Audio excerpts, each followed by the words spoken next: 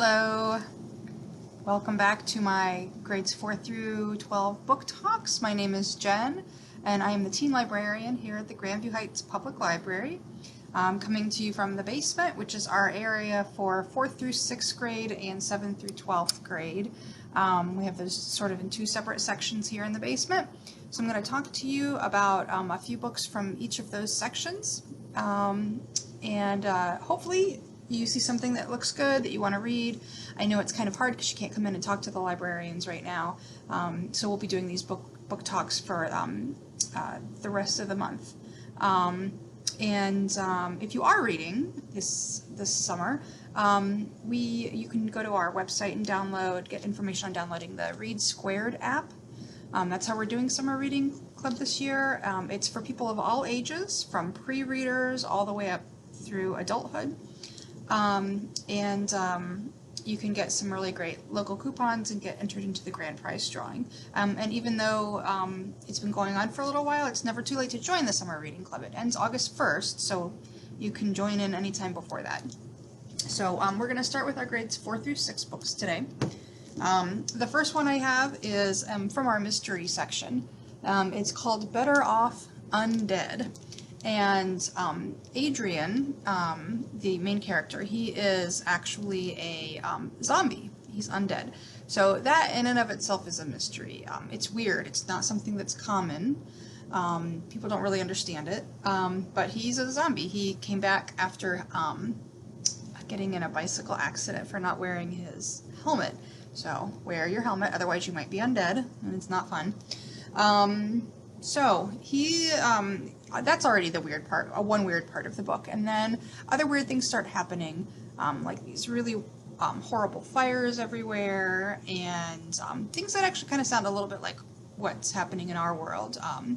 Viruses and wildfires and things like that. But they're happening a lot more in this book, and he has to figure out, he's wondering what's going on, and he finds out that there's a drone that's been spying on him.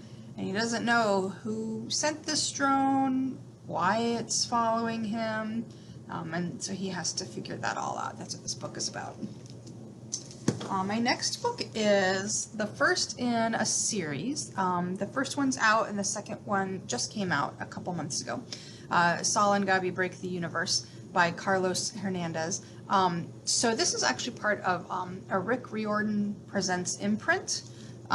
So Rick Riordan, who does the Percy Jackson books and all of those other, Heroes of Olympus and all the other similar series, he built this imprint to give opportunities to authors from marginalized communities, so communities that just don't have quite as much ability to share their stories. So he's, the ones that he has published have been very good so far.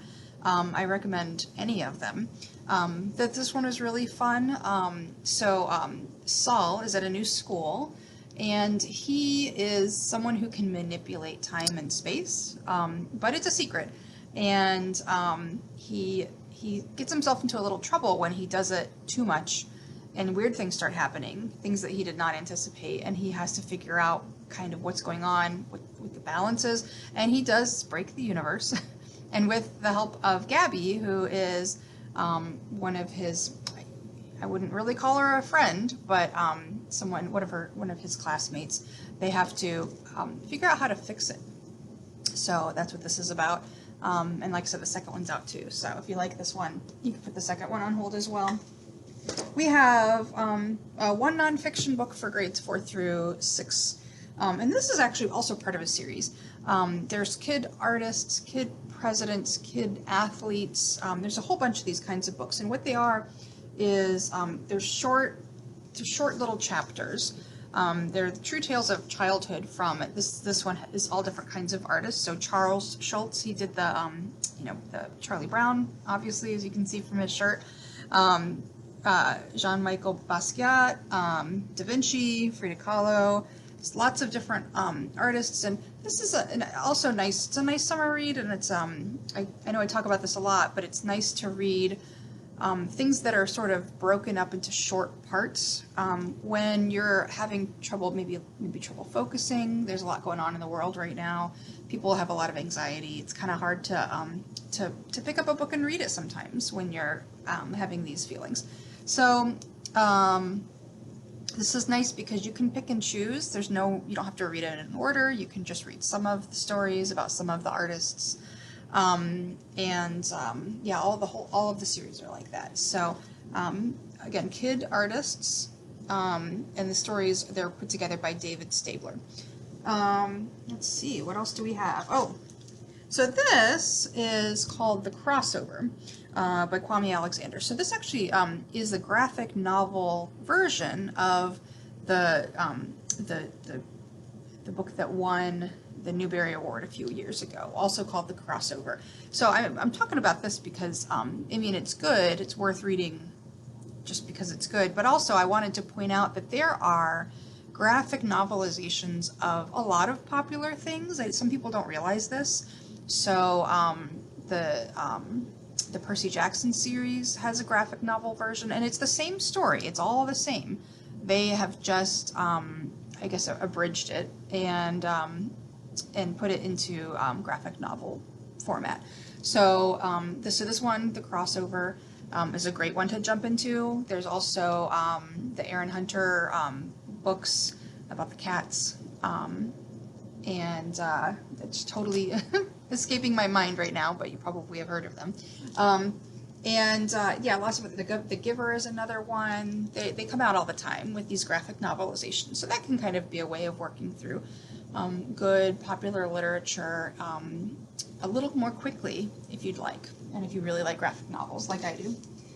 All right, next one is we're actually on to, sorry, that was the last in our grades 4 through 6 books. Now we're on to the teen stuff, and this is good for you could this is sort of on the border of being juvenile and teen. So it's okay for the older, sort of upper elementary, early middle school kids too.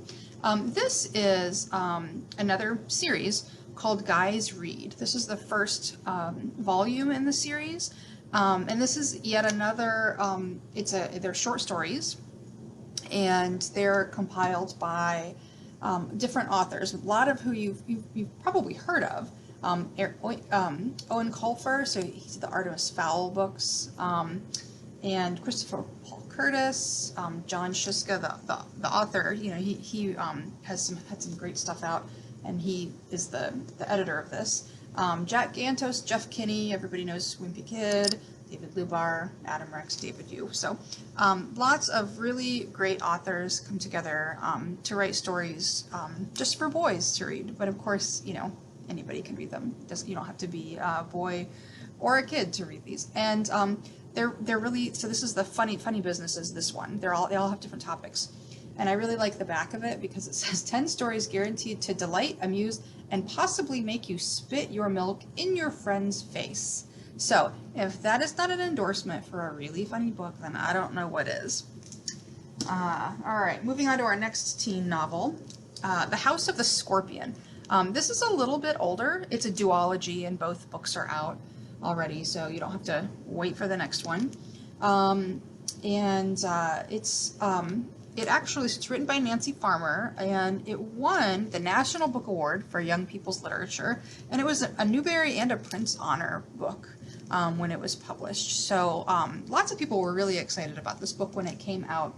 It's set in what used to be Mexico, and it's set in the future after there was a huge drug war all across the world, and they came up with these sort of territories that each ruler could have to, and they make use of what they call Eejits, which are basically people who have had all ability to feel and reason. They're kind of turned into like zombies almost, to do all of this farming work for them. So it's a new sort of slavery, really.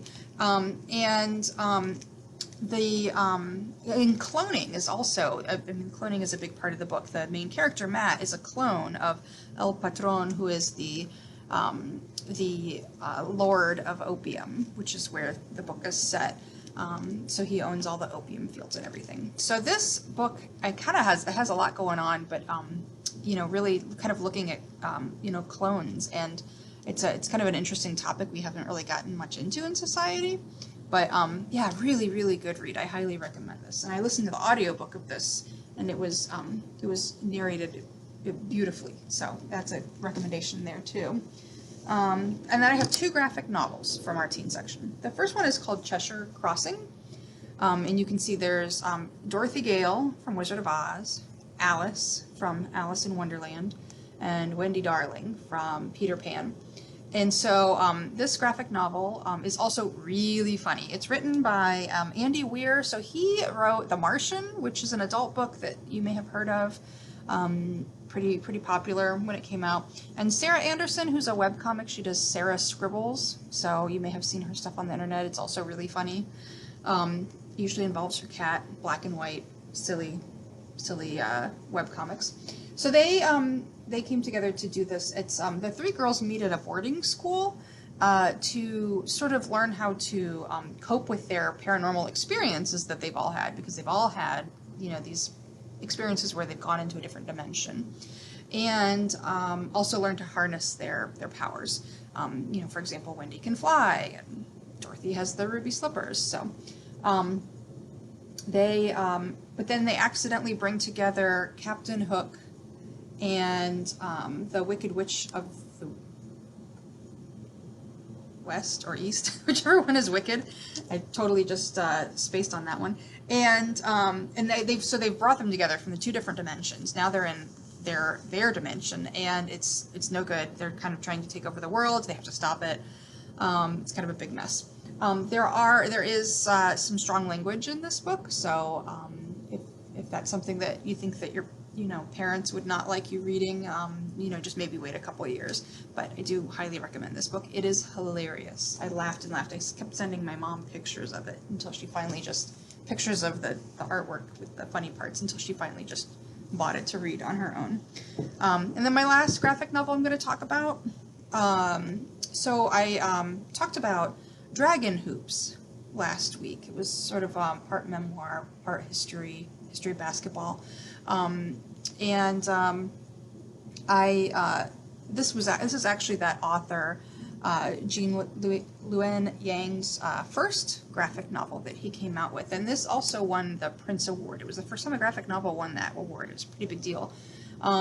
This is a really good graphic novel. So the main character, he's American, and his Chinese cousin comes over to visit as sort of a foreign exchange student, and it's really weird for him. His Chinese cousin is very different, and he feels kind of embarrassed by him. So this is sort of about that, and interspersed throughout the book there are tales of the Monkey King, so some classic Chinese mythology, and then everything sort of comes together at the end in a way that is sort of I don't know if you would call it a twist, but it's definitely unexpected, sort of a surprise ending, it's one of those endings that kind of hits you, where you feel like, whoa, I didn't see that coming. It's really, really good. So this is a great graphic novel to dive into. There's a lot of talk about cultural awareness these days, and this is definitely right up that alley. So that's my last book from the teen section, and my last book that I'm going to talk about today. So hopefully there's something that you saw that you could put on hold and read. And if not, you can always give us a call during our curbside hours. We also have some forms on our website where you can say, hey, I like some good, teen novels, some good teen fantasy novels. Can you recommend some? And we'll put some together and put them on hold for you, and you can come pick them up. So good librarian suggestions. I'll be back here. We've got a couple more, I think 2 or 3 more book talks that we're going to do this summer. So Thursdays at 2 o'clock. And I'll see you then. Thanks for joining me.